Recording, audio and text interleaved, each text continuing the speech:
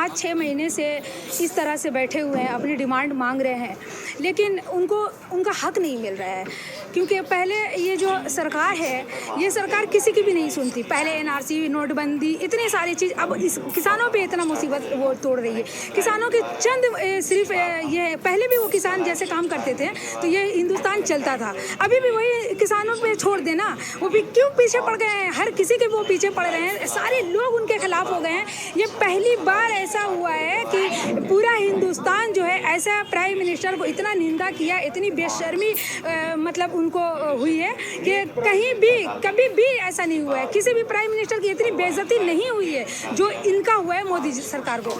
लेकिन इनको सोचना चाहिए कि भाई इतनी बेइज्जती हो गई, हर तरफ से थू-थू हो रही है, कम से कम अब भी थोड़ा सा झुक जाए। इसमें झुकना नहीं बोलेंगे। अगर वो जाके किसान को हाथ बढ़ाते हैं ना कि हम आपका पूरा करते हैं आपकी डिमांड, तो वो किसान गले लगा लेंगे उनको, और हम सब गले लगा लेंगे उनको। ये खुशी होगी हमें कि अगर प्राइम मिनिस्टर जाके किसानों के साथ हाथ बढ़ा दे, लेकिन वो ऐसा नहीं कर रहे हैं। वो किसानों को भी बेचना चाहते हैं, हमारे हिंदुस्तान को आधा तो बेच ही चुके हैं। सारे मुल्क में देखा गया है कि नए टेक्नोलॉजी खरीदा जाता है, हर तरफ से खरीदा जाता है। ये क्या करते हैं, बेचना शुरू कर दिए हैं, क्योंकि ये जानते हैं कि आज नहीं तो कल हमें मरना है, उम्र हो चुकी है। तो अब तो ये हिंदुस्तान को मतलब पूरा निस्तो नाबूद करके ही मरेंगे, बस। और हम कुछ नहीं बोलना चाहते हैं। जय हिंद।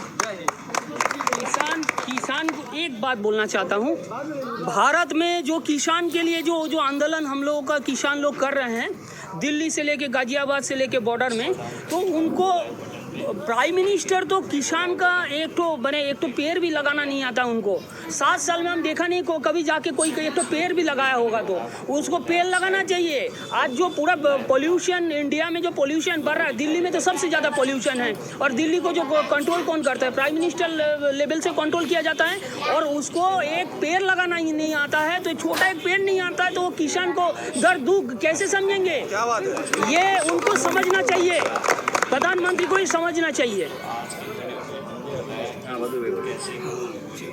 आज सबसे पहले मैं ये बात बोलना चाहता हूँ, किसान आंदोलन जो हमारे सरदार भगत सिंह मंच के तरफ से कृपाल सिंह ने किया है, इसका तहे दिल मैं शुक्रिया अदा करूँगा। और साथ साथ हम सब उन लोगों को कि यहाँ पर हम लोग सब एक साथ ये दिखा दिए कि बंगाल में हिंदू, मुस्लिम, सिख, ईसाई सब है आपस में भाई भाई। यहाँ कोई भेदभाव नज़र नहीं आएगा, ना भेदभाव है ना भेदभाव रहेगा। लेकिन मोदी जी जो आए, उनने 2014 में आते आते सबसे पहले हिंदुस्तान का सेकुलरिज्म को ख़त्म कर दिया। जिस दिन आए सेकुलरिज्म गया, दूसरे दिन आया तो झूठा वादा, यहाँ पर बेरोज़गारी बढ़ी। और मोदी जी को एक्चुअली में मोदी जी नहीं, उनको बोलना चाहिए मोदी बिन तुगलक। मोदी बिन तुगलक, मैं बदरुद्दोजा अंसारी बार बार इसलिए कहता हूँ कि एक इतिहास है मोहम्मद बिन तुगलक का। जब वो राजा हुआ करते थे तो वो जहाँ जाते थे अपना राजधानी चेंज करते थे। इस तरह ये जब से बीजेपी सरकार आई है, इन्होंने हमेशा अपना स्टेशन का नाम चेंज किया है। मोहम्मद बिन तुगलक जब थे तो उन्होंने चमड़ा का सिक्का चलाया। ये मोदी जी आए, इनसे पूछा जाए ये नोटबंदी क्यों किए? नोटबंदी किए, इन्होंने अपना सिक्का जमाया, 500 और 2000 का नोट छपाया। अगर सही तौर पर इंक्वायरी हो तो जाली नोट छापने की मशीन है। इन्होंने बेरोजगारी कम नहीं की, रोजगारी बढ़ाई है बेरोजगारी, क्योंकि इनको रुपए लेकर सिर्फ एमएलए एमपी खरीदने के सिवा कुछ नहीं आता रहा। सरकार बनाएंगे, बेरोजगारी बढ़ाएंगे। ये बोलते हैं हम गरीब के बेटे हैं चाय वाले मोदी, चाय वाले देश चलाएंगे, लाखों लाख का सूट पहनकर विदेश घूमने का शौक दिखाएंगे। आज जो स्टैचू बना रहे हैं, उस स्टैचू के जगह में अगर वैक्सीन दिया होता तो आज कोई कोरोना में नहीं मरता। जो एमपी के लिए रिहाइशगाह बना रहे हैं, उसकी जगह पे अगर वो हिंदुस्तान में हॉस्पिटल बनाते तो आज लोग बेरोजगारी में नहीं मरते, आज लोग बिना इलाज का नहीं मरते। आज बहुत आदमी को रोजगार मिलता हॉस्पिटल से और दिगर चीज से। जब से मोदी आया रोजगारी खत्म। क्या हुआ? मोदी के राज में 3 चीज बहुत जोरों पे चला है। पहला चीज ईमान फरोश, रुपया राज। आज देखिए एक जज, मैं नाम नहीं लूँगा, वो जज जो फैसला करने कुर्सी पे बैठा है, वो रिटायरमेंट होता है, उसको लॉलीपॉप दिया जाता है, वो फैसला क्या देता है? बाबरी मस्जिद के बारे में बोलना चाहता हूँ, इसके बारे में आप हर प्रेस वाले जानकार हैं। आज सबसे पहले बंगाल में आया, बोला करुणा नहीं है। जितना लाख आदमी आया, बंगाल में करुणा फैलाने वाला करुणा का 3 बाप है। माँ एक है, माँ है चाइना से पैदा हुआ, लेकिन बाप कौन है? हेलो ट्रम्प आया, करुणा आया, मोदी लेकर आया, बोलता जमाती लाया। ये जमाती नहीं, मोदी लाया। बंगाल में आया, करुणा आया। कौन लाया? मोदी लाया। आज मोदी का मतलब करुणा है। मोदी से भगवान भी खफा है। इंसान तो छोड़ दीजिए, आज जितना मर रहा है परसेंटेज देखिए, बीजेपी का ज़्यादा जा रहा है। बोल क्या रहा है? अगर ये जाहिल नहीं है, अगर हमारा प्रधानमंत्री जाहिल नहीं है तो बोलेगा गौ के पेशाब से करुणा भागेगा। तो क्यों नहीं भाई, क्यों पेशाब पी रहे हो? आप तो पियो, रामदेव गोबर लगा लो, करुणा भाग जाएगा। क्यों नहीं भागा? क्यों मर रहे हो?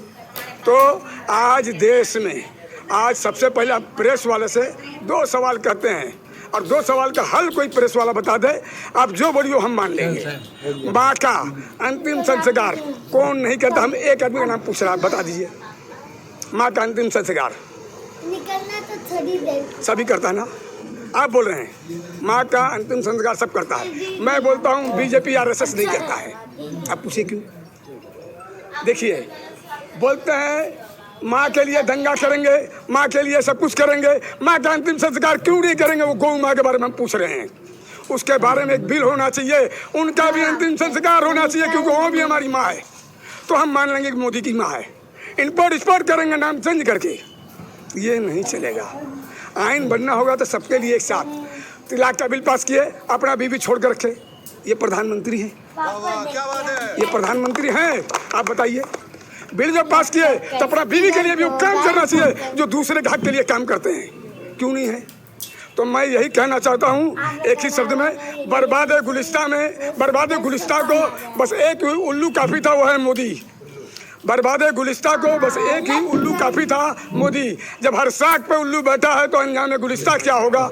ये जितना बीजेपी वाले हैं देश को बर्बाद कर रहे हैं, देश की सत्यानाश करते हैं। हमारा आंदोलन किसानों के हक में था, है और रहेगा। हर लोग चाह रहे हैं किसानों का बिल तुरंत वापस करें, नहीं तो इससे बड़ा भी आंदोलन करने के लिए हम बाध्य हैं। हम लॉकडाउन को नहीं मानेंगे, किसानों के हक में आवाज़ उठाएंगे। पहले किसान बचेगा तो हम बचेंगे, किसान नहीं तो हम नहीं। जय Hind, Vande Mataram.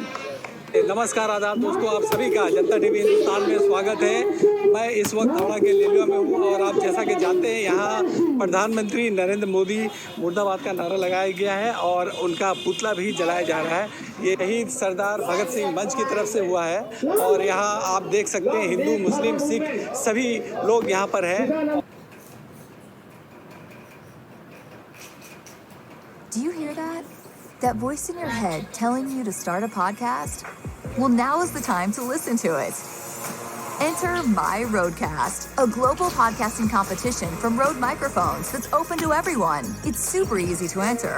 Just record a 1 to 2 minute podcast about anything. We're looking for teeny, tiny podcasts with big ideas. Win one of more than 100 podcasting prize packs from Rode to help you take your podcasting journey to the next level. Enter now, myroadcast.com. The new Inspiron 15 7501 available exclusively on Dell.co.in. Powerful performance in a thin and light body. Now available with exclusive offers and benefits. Enjoy easy customization and no cost shipping. Get it all now only on Dell.co.in.